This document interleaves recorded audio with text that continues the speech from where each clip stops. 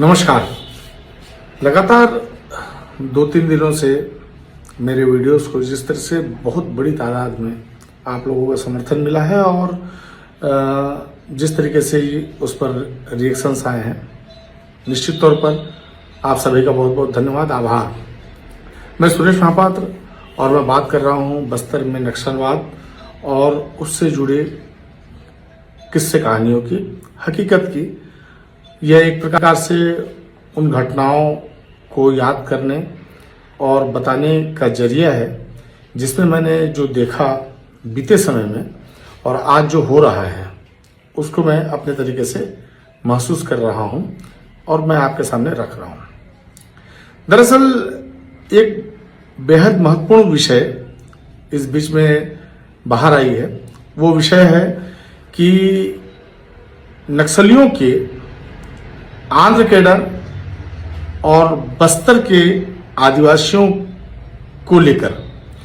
बस्तर के आदिवासियों को हमेशा से लीड आंध्र प्रदेश के नक्सलियों ने किया और एक प्रकार से बस्तर के आदिवासियों का ब्रेन वॉश आंध्र के नक्सली ही करते रहे। ऐसा उन्होंने क्यों किया होगा? कई दफे इस बात के आरोप लगे, बड़ी बड़ी बातें हुई कि आंध्र के नक्सली बड़े आलीशान जीवन को जी रहे हैं और उनके परिवार के लोग बड़ी तादाद में बहुत पैसा कमा करके बैठे हैं। ये पैसा कहाँ से आया? दरअसल ये जो पैसा है वो आया है बस्तर के उन इलाकों से जहां पर नक्सलियों के दबाव में ठेकेदारों ने, सरकारी मशीनरीज ने, सिस्टम से जुड़े करप्ट लोगों ने उनको लाभ पहुंचाया।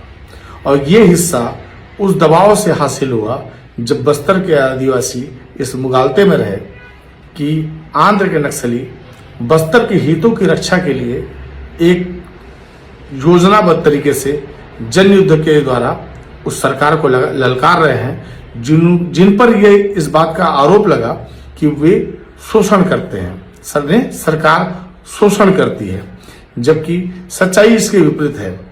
सरकार लोकतंत्र पर आधारित है, लोकतंत्र संविधान पर आधारित है और संविधान में चाहे कानून के पालन का मामला हो, पुलिस का मामला हो, वन का मामला हो, राजस्व का मामला हो, ये सारे मामले संविधान के तहत निहित हैं और ये संविधान 1950 में भारत में लागू हुआ। पर बस्तर के आदिवासियों को इस बात से भ्रमित किया गया कि जो सरकार बनी है, इस सरकार के जो नुमाइंदे हैं, ये एक प्रकार से आपके शोषण का वाहक हैं। और ये धारणा धीरे धीरे इसलिए बलवती हुई चूंकि सरकार की पहुंच आदिवासियों तक सीधी नहीं थी। बार बार एक बात आती है जिसको लेकर के ये कहा जाता है कि राजीव गांधी ने अपने एक भाषण में जगदलपुर में कहा था कि मैं दिल्ली से 1 रुपये भेजता हूं और यहां 15 पैसे पहुंचता है। प्रधानमंत्री नरेंद्र मोदी ने बार बार इस भाषण को कोट किया और कहा कि अब हम 1 रुपये में से 1 रुपया लोगों तक पहुंचाने की व्यवस्था कर रहे हैं। मसलन अब तकनीक और तमाम चीज़ों की इतनी व्यवस्था हो गई है कि कोई भी काम यदि आप करेंगे तो उसका पूरा का पूरा पैसा आपके खाते में आएगा। इस खाते के लिए पूरी तमाम व्यवस्थाएं की गई हैं। ये तो अलग बात है। सबसे बड़ी बात है कि नक्सलियों ने ऐसा क्यों किया? दरअसल नक्सलियों ने अपने इनकम का एक जरिया बनाया बस्तर के आदिवासियों को। बस्तर में चूंकि मिनरल्स हैं और तमाम चीज़ें उपलब्ध हैं, यदि यहाँ उद्योगपति आएंगे या उसके लिए प्रयास होंगे तो एक माध्यम नक्सली बनेंगे उनके सहयोगी के तौर पे और उसकी एवज में जो वो वसूली करेंगे वो पैसा सीधे उनके खाते में जाएगा, उनके पास जाएगा। यही वजह है कि बड़ी मात्रा में नक्सलियों के पास से नकदी रकम बरामद हुई है। अब ये भी जांच का विषय होना चाहिए कि जिन लोगों के पास नगद राशि पहुंची, ये नगद राशि देने वाले हैं कौन? ये वो करप्ट कल्ट है जो मंत्रियों से जुड़ा हुआ है, जो सिस्टम से जुड़ा हुआ है, ठेकेदारी से जुड़ा हुआ है, तमाम व्यवसाय से जुड़ा हुआ है। और बंदूक थामा नक्सली कभी हिडमा बन जाता है, कभी कोसा बन जाता है, कभी देवा बन जाता है, कभी एर्रा बन जाता है, कुछ भी बन जाता है। नक्सली उसे फ्रंट में लाते हैं और जब उसकी जरूरत खत्म होती है तो धीरे से उसे अपने तरीके से निपटा भी देते हैं। यही हुआ है इस हिड़मा वाले मामले में। हिड़मा को लेकर के सामाजिक कार्यकर्ता सोनी सोढ़ी ने एक बड़ा बयान दिया जिस दिन उसकी अंत्येष्टि थी।